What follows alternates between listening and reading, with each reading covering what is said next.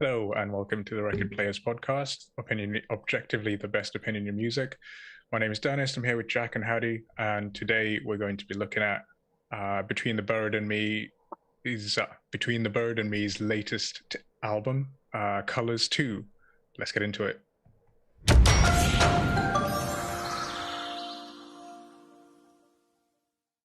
Okay, so before we get into it, just remember to like, share, subscribe. Let us know what you think. Obviously, music is subjective, so you may not agree with us. So let us know what you think in the comments. Right, so uh, Between the Bird and Me, they are a progressive metal band. They've been together for forever. I've been listening to them since high school. Really, I fell off on them a little bit for the last couple of years, but I decided to revisit some of the more recent albums during this review. So the first thing that stuck out to me as I was listening to this album was just the range of different genres that are presented. Hattie, what's the first thing that stuck out to you as you were listening to this album? Yeah, well, the first thing I thought, it kind of almost for me felt like the album was a bit of a bait and switch. I don't necessarily mean that in a bad way. What I mean is, my observation was that the first half, or at least the first few tracks, the album came in heavy as fuck, especially coming in with, Double Helix of Extinction, which is probably like the heaviest track on the entire album. It's fucking brutal, some crazy ass riffing. But as it went along, it started to get a bit kind of weirder and incorporate those other kind of genre elements. By the end of the album, it was like I was taking a tour through a fucking carnival. Yeah. The album essentially got weirder and in some parts got less heavy as it went along, which I found quite interesting. I don't know if you noticed that. See, I like that. I did notice that. That did stick out to me because I listened to Between the Bird and Me from back in the Alaska days, and that was some of the heaviest music that I had on my iPod back in the days. So the sort of toning down to me wasn't that bad, and in fact, some of my favorite songs were some of the lighter songs are some of the songs that had sort of like jazzy almost or classical like influence sections. What about you, Jack? Did that stick out to you? Did a trajectory stick out to you as you were listening to it? Well, it's just it's all over the place, and there's like polka music. There's flipping Jethro Tull style folk stuff going on. Yeah, if you forget what album you're listening to, you could be utterly confused. You could be like, oh, am I listening? Am I in the middle of a Jethro Tull like flute solo right now? Yeah. But then like at the same time they've gelled it with all their heaviness. They've got I think it's Fix the Error. I can only remember Mike Portnoy, but that's just because we were talking about it before. They've got the drum solo with those four different drummers. That is sick. Filling in. It's one of the best things that I've heard. I would say all year, but that seems 8 months seems like doing it a disjustice. It's one of the best things I've heard in years. It's crazy. Yeah. I'm a huge drum fan. You like that single specifically because that was the pre-release single, I think. Yeah. I'm actually not surprised, Jack, because out of the three of us, you're the biggest punk fan, and that is the most punk song on the album. Yeah. Yeah, it was different, that track. It was different. I like the proggier stuff as well. I was like, I'm gonna lay a card on the table already though and say that was my favorite off the album. Like that. Fix the Error. Yeah, that track. What? That track fucking slapped. Oh man, no. I'm not even here for your opinions about it, man. That song fucking slapped. No, it was a decent song, but like for me it was kind of like a fun song. I kind of got why they released it as a single. I think it draws your attention, but it doesn't. For me, what I love about them is just like the epicness, which I don't feel that track gave. Like when I look at a track like the last track, "Human as Hell," which was fucking the last one. That's what I go to Between the Buried and Me for. Because Fix Error wasn't bad, but favorite track, nah. But it's also not them doing what they do the best. Because it's Between the Buried and Me. I've not looked hugely at the lyrics, but I did take a look because I'm going to be about to get shunned by some metal fans, but I love metal. Sometimes I haven't got a fucking clue what they're saying. So like I like to look it up, especially if I know there's a band like Between the Buried and Me where they are like they've got a message, even if it's a bit of a jokey thing. They usually have something worth listening to, and that song has so many like anti-corporate messages. Like I say, it's super fucking punk. Like, I love that pairing of the storytelling in the lyrics and the anger expressed in the written word and musically.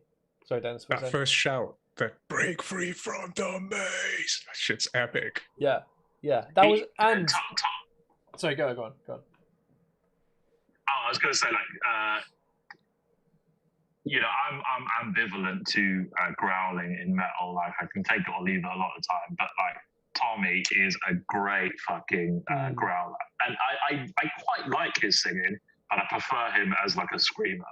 Yeah. I think he just has so much energy, especially if you see like live videos of them. I mean, I've seen him live twice. But yeah, like he just brings the energy. You hear it on the record, especially when he's screaming. I don't know if you guys had a preference between one or the others, but like for me, it's rare. I prefer someone for their like kind of unclean vocals to their clean when they do both. Well, what did you guys think? I think with metal, it's so important to have both because each one loses impact without the other. It's like if you have an entire song that's just sweet melodies and triad chords, like it can be good, but it's nowhere near as impactful as if you had that bit of dissonance or that bit of extended chord pressure. But I was absolutely gagging for a metal album, so as you guys know before listening to this, so I was 100% there for the screaming, for the heavy ass riffs, the like arpeggios into the massive chords. Like that's the shit I was there for when I was listening to this. I didn't really mind, to be honest. I think I always thought his singing was a bit tacked on. I thought the growling, I do like his growling. I like the tone of his growling, and yeah, I'm the same as with Jack in that.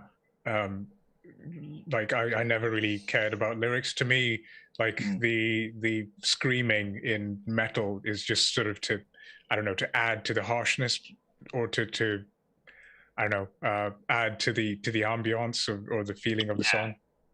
I think as a singer, like a clean singer, he just gets the job done. But I'm not writing home about his singing. He's just okay. It's nothing fancy. Yeah. I guess that's the main point. He stands out as like a screamer or a growler, whatever you want to call it. I mean, I wouldn't want to lose, one of those elements. Yeah, if you look at like Selkies, the screaming is so strong, and it's such a musical element of the track, and like without it, it's nowhere near as good a track it is. It's like if you took away the guitar tone, it just would be a completely different piece of music. But it needs both in order to reach that high level that it does. And on an album like this, where you're going from like Prehistory, which is another one of my top tracks, is like got that really like jazzy sevenths, like almost Allman Brothers kind of like almost like Paul music sort of stuff at the beginning. With those really light, thin texture guitar tones. If you don't have that light, then the shade on the other parts of the album are like lessened. Yeah, I was curious about what you guys thought about sort of the trajectory that the band has gone in over the years, because they've been going for such a long time. And so I watched a couple of interviews, as I usually do, and get that. You guys bring the music knowledge, and I bring some of the trivia. And so I was listening to some of the interviews for that the band's been giving about this particular album, and they've been saying that they used lockdown as an opportunity to basically release an album to sort of show where the band is like right now and what their capabilities are, because they say that the original Colors, like one of the reasons why this is Colors 2, like it's a spiritual successor, because the original Colors is when they were just started touring with touring festivals with like big names, and just done Ozfest, didn't they? Yeah, and they wanted to sort of release an album like this is us, this is what we're capable of, this is the direction that we want to go to.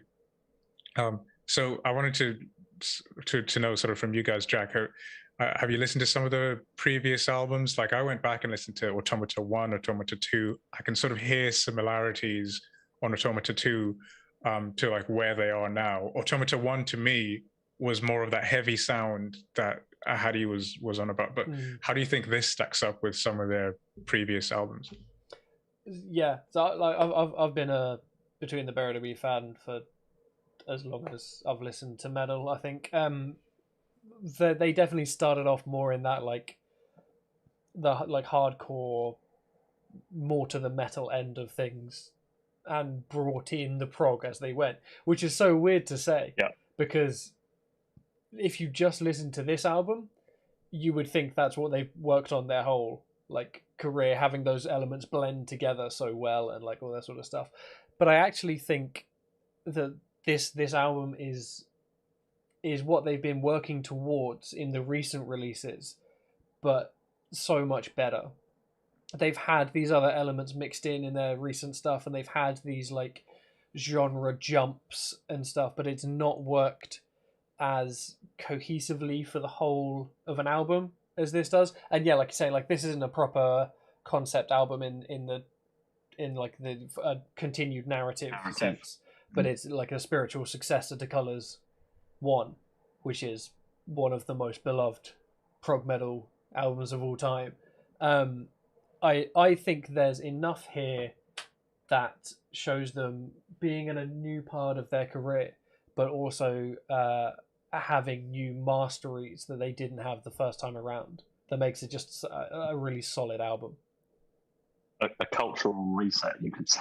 Yeah, I read the same quote that you did, Dennis, where it was like it's really interesting seeing how they came about the name, saying like then we wanted to like release something that would have been almost like a magnum opus that would be like, here's what we are, here's what we can do. And then now they feel like they're in a similar sort of area where they feel like they need to release something that's like a, hey, this is where we've got to, almost. Yeah, I can definitely hear that in this. I love it as well. I think a lot of artists took that opportunity. They saw the lockdown. Yeah, so interesting. I did follow them a bit through lockdown, and they did a couple of streams where they played. I think it was in Blake the drummer's house where they played. What did they play? I don't know if they played like, it wasn't to do with this album specifically, but they through lockdown, last year they played like Automata in full, I think, along with some other songs. But also like Blake was doing like a lot of streams where he would just be on his kit and he would, this is just on Twitch. He would just like take requests for songs and play along with them. So nice. I think they were quite active in terms of like making the most of kind of not having to kind of be on tour. I just think they're really cool guys. But really cool. I would. But I would echo most of the points you said. I mean, in terms about the progression, I think it was probably like, I would say like Alaska would be the pivot point from them going from like a hardcore, like traditional metal sound, incorporating some progressive influences, but it wasn't like Colors 1 was like the big change where that kind of set kind of where, the sound they had from then onwards. That was kind of the first time you say, oh, they're a progressive metal band. So there's been a decent number of albums between Colors 1 and Colors 2. Like, do you agree with Jack? Do you think like this is like the perfection of that blend between heavy and prog? I wouldn't say perfection, just super quick. It is very, very, very good. There's still room for improvement, I think, but this is of a very high caliber. Yeah, I think it's a good balance of all the elements they're good at. So I agree with you. Automata 1 and 2, I fucked with that. I fucked with those. But that was, those albums I would say were, or those EPs were, for them, an EP is like an album length, right? Yeah. But those albums, I think, leaned into the heavy side. And that's what I liked a lot from them. So I really rated those two albums. But this, it definitely incorporated a whole lot of other elements, and I agree, it expanded their sound, but I don't necessarily know if it kind of hit right where I wanted it to do. At least not in every track. I think because it kind of went from one thing to another as the album went along, I had my kind of favorites, as opposed to liking it as a unified piece. Because it's written to be one continuous song. It's written to be enjoyed as one continuous thing. Yeah. But yeah, it's interesting that you would pick out. I mean, personally, I prefer it as one continuous thing. Yeah, I wouldn't say you should listen to it for individual songs. But you're gonna have your favorites. Well, I guess I would just say because it covers so much like genre ground, it's for me it's easier to be drawn to certain parts or moments in the album. I feel like on the first Colours I didn't have that so much. The first Colours I feel like I could consume and enjoy more as a whole piece. If you're going from something like you're going from Staring into the Abyss, which is like just a super like no holds barred track, into that prehistory like jazzy intro. That's probably the weirdest track, right? Melody line intros, yeah, like that's such a jump. This is something I wanted to ask you guys about, because like we're fairly music literate. What do you think of? Well, the commenters don't agree with that sometimes, but yeah, unless you're that one guy that I had an argument with. But yeah, like we talk about music a lot. We listen to it in a like formal way as well as an informal manner, and like think about the building blocks of it and how they've come together. Just imagine putting on a suit for a music. Do you guys not listen in a suit? I haven't listened tieless in years. But yeah, what do you think? Like your average Joe metal fan off the street who maybe hasn't been into Between the Buried and Me before this, like they haven't listened to Bungle, they've not got like that weirder side of stuff in their repertoire. How do they react to those musical leaps and stuff? Are they like along for the ride, or do you think that's off-putting? Do you? It could be a little off-putting, but do you think it's like enough that it actually puts them off? I wouldn't show them this album as a starting point. Yeah, that's a question. I mean, like, if they stumble across it, they're on top albums of 2021, and this crops up and they have a listen. What do you think their engagement is like? I would push back, and I would say I wouldn't dismiss like hardcore metal fans as sort of sycophants, you know, who can't really appreciate finer music. I think I remember hearing one in like I think it was a BBC thing where they did brain scans of different types of people who listen to different types of music, and what they found was people who listened to metal music, their brains responded the same. Whilst they was listening to metal music, their brains responded similarly to people who were listening to classical music. You know, so, and I think that makes sense because that also mirrors my experience, my subjective experience. Because when I'm listening to metal music, I'm listening to the drums, I'm listening to the individual instruments, and I'm focusing in on them, which is similar to the way that I would listen to like a classical composed piece. I'm listening to the different arrangements and then seeing how they interplay with each other. Whereas if I'm listening to, say, to a pop song, I'm not so much doing that. I'm probably listening more to the lyrics, or there are other things that I'm focusing on. So I wouldn't put down. I would say like the average metal fan probably appreciates instrumentation and like complex musical ideas. Yeah, I think the only kind of metal fan that wouldn't like this would be like the like true like traditional metal fan who like if you said the word metalcore to them, they would be sick. You know, someone like, it's only real metal. You know, like some band from Norway that you've never heard of. Yeah. That's the only like them on a Moth, bro. Yeah, exactly. That's the only metal fan demographic that I think wouldn't like this. But anyone that likes anyone else that's game for prog, game for like punk influences, game for just weirder influences outside of the metal genre. Yeah, everyone else would be on board. Back in the day, we used to call that metal elite, right? Yeah, exactly. Yeah, because they've I forget who it is, but there's there's a good interview from one of the bands that we've looked at, and yeah, there's too many now. I can't try and work it out who it was, but it was a metal artist who's done other stuff, and they were asking them about what they how they saw metal fans and how they'd react to their new taste. And he was saying like of all of the fans of music that I've met, metal fans are probably the most adaptable in terms of like they'll listen to stuff and they'll pick out elements that they like you're saying with classical music. You'd listen to a whole orchestra and be like, what that tuba's doing underneath there, just those two pedal notes are sick. Like you'd find something good. Yeah I just wondered because I was like, there were moments in this album. There were moments when I was questioning what I was listening to, especially the first time around. Like on my first listen, the Never Seen Future Shock, that folk breakdown, give me Jethro Tull vibes. I was like, I've almost felt like I should have expected this because I know BT Bam, but at the same time, it's like Bungle, like I said earlier. You're like, I know to expect the unexpected, but when it happens, it's still unexpected.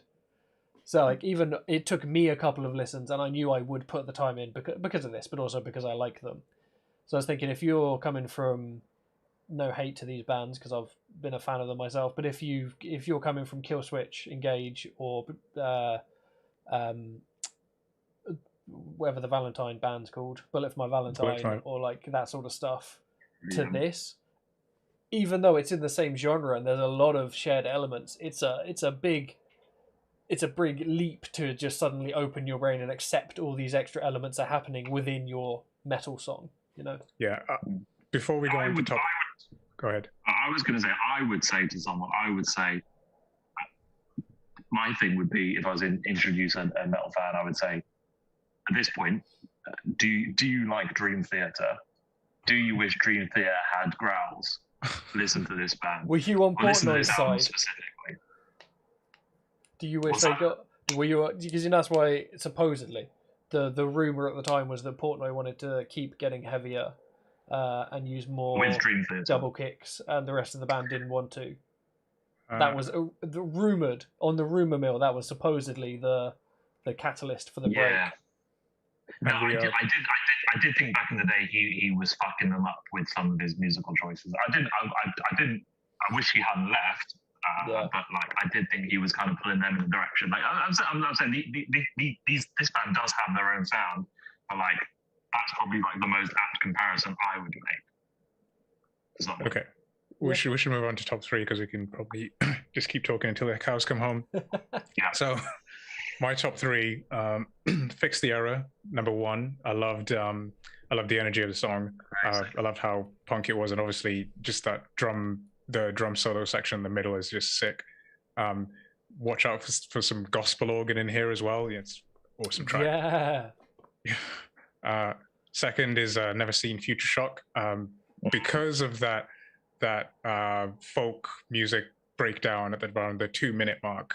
I thought it was super prog. I was a fan of prog before I was a fan of metal, and then discovered the combination of the two. So I was a huge fan of Yes and Genesis and Rush back in the days. So I appreciate the odd folky prog breakdown. And Prehistory, there's a nice bass solo in it, and the riff is pretty good. Fuck's sake. Hattie. What's your top three? The one I share with you would be Never Seen Future Shock. So many great elements on that song. Especially specifically the bass guitar actually on this, and it's so prominent in terms of especially kind of doing something different to the guitars entirely, which is a kind of common theme throughout the album. This is a perfect example. And just a great blend of different sounds, as well as being heavy as fuck near the latter half. Another one, probably track 3, Revolution in Limbo. Quite a kind of melodic one with a cool little like Middle Eastern flavor in the kind of early to mid part, and then an awesome kind of jazzy ending, which is like textbook BT Bam. And then probably my favorite would be Bad Habits, track 8. Just one of the kind of more epic tracks. Great like contrasting guitar harmonies, and there's a sick kind of wah solo about 3 minutes in, which was a highlight for me. I've made a note that solo was the most tasteful solo on the album. The about 3 minute one. They had then they got that super fucking Zeppelin-y riff about 4 minutes in, and then the lead close to 6 minutes in is such like I know me and you have said this a lot, Hattie, but the stand on top of a mountain holding a sword, like metal victory. Wah! Yeah, it's got all those vibes. Give us your top 3. I would say Bad Habits is an honourable mention for me because it was amazing for those 3 pieces of guitar work. I feel like it's a bit of a cop out now, but yeah, Fix the Error, Prehistory, Never Seen Future Shock. Like we're on a level. Yeah, literally. For once. Yeah, Hattie is wrong. So you like that Democracy prehistory like madness? What do you say, sir? You like that prehistory madness because that was just that. Yeah, like and because like me and you talk about how we like when bands do the run on songs and stuff, and obviously this is like throughout, so it's such a important part of the whole album experience to balance that, and having, and you know how I love to reorder, but having run on tracks that work well is like compounding goodness on goodness. So having Never Seen Future Shock, 12-minute track, followed by Staring into the Abyss, which is like 4 minutes of heavy ass shit, followed by that super jazzy intro with all the seventh chords and the thin guitar tone and the like the little fill lines from the keys. Like that is such masterful composition on not just like a song level, but on a whole like album scope level. So that's like you can just tell it's again just it's classical. They're composing on an hour-long scale rather than like a 3-minute track scale, and it just reaps such good dividends for them. Don't disagree. I was going to say, and if you were going to try to reorder something like this, good luck. Good fucking luck. Yeah. You need to put in about 15 extra modulations to move between the tracks. I ain't touching it. Yeah. You definitely. I definitely don't have the credentials. So maybe Jacob Collier, someone like that, could bash this out, but I don't know. So let's put this up on the board. Right off the bat, I'm going to say I'm obviously going to throw a spanner in the works, as I always do. I really enjoyed this album. I really enjoyed the just what Jack was saying, how it's composed and it all flows together, and it's made to be one continuous song. This is an album that I could imagine getting a vinyl of and just sticking it on a Sunday and just letting it ride, you know. So I think this is mind blown. I'm going to give this the highest rating. Jack, what are you saying? This is at the very minimum at the top of Fire. I've written Fire / mind blown because I am slightly like I going back to what Hattie mentioned earlier after I'd got on for a little bit. If because we know Between the Buried and Me, like, is this the best they can do? Like, is this absolutely all of their elements to play to perfection? I'm not 100% sure it is.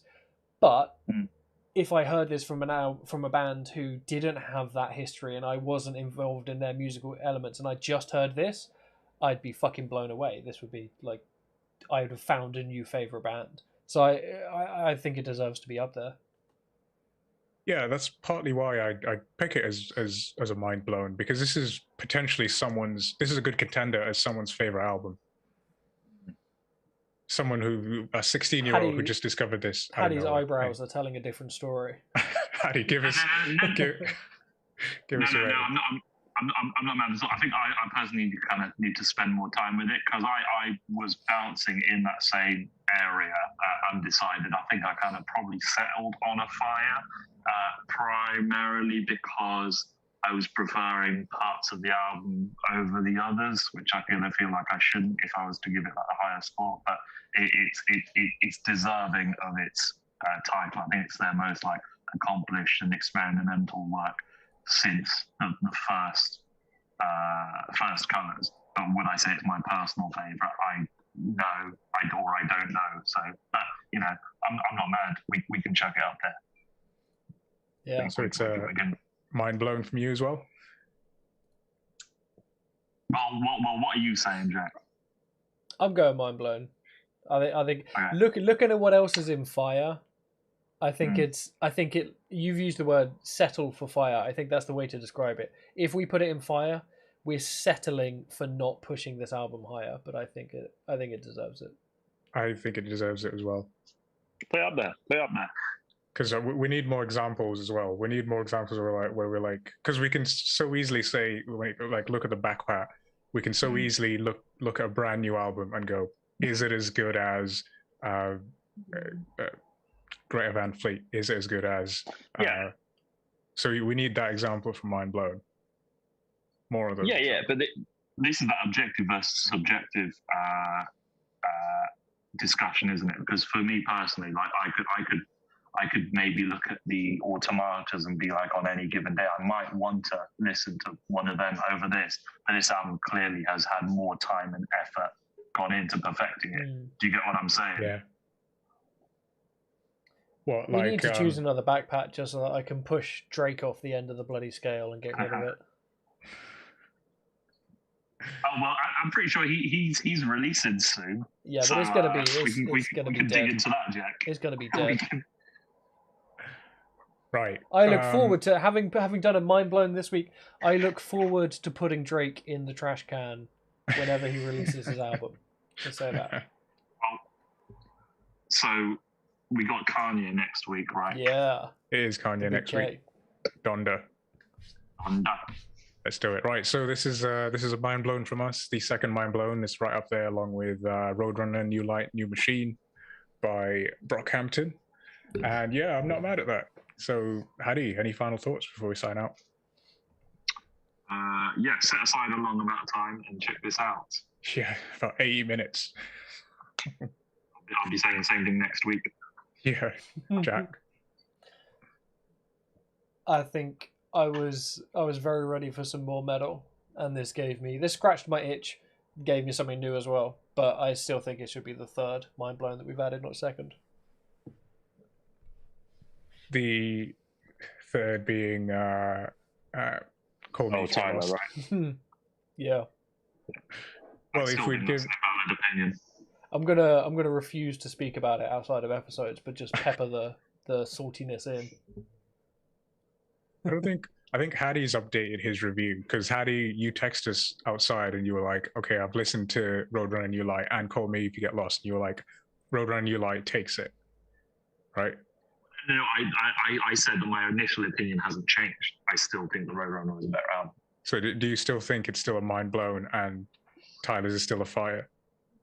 Because I haven't. I'm just saying, if we were to rejudge, I would be the swing vote in that case. If you think it's still a fire. Yeah, I guess it's not like perfect. Maybe Roadrunner should be a fire, but it's still a higher fire than. I'm never wrong. If you get lost. I'm never wrong. I'm never wrong. Well, we've been talking for way too long. So yeah, again, if you agree with us, if you disagree with us, let us know in the comments. We'd appreciate to get more opinions of music. Would be great. We love talking about music, obviously, as you've heard in the last 30 minutes. So yeah, let us know what you think. And yeah, tune in next week for Donda by Kanye West. But other than that, I've been Dennis, Hadi, and Jack. Peace. Peace. I am ecstatic, as you can probably tell from my face. I need a house remix of it. I wrote only one note for that song, and it was fuck Polo G. I will come over to your house and beat you up. I feel like Dennis is going to throw some spanners in the works. People were triggered. What's wrong with you? Could I put this in Mind Blown?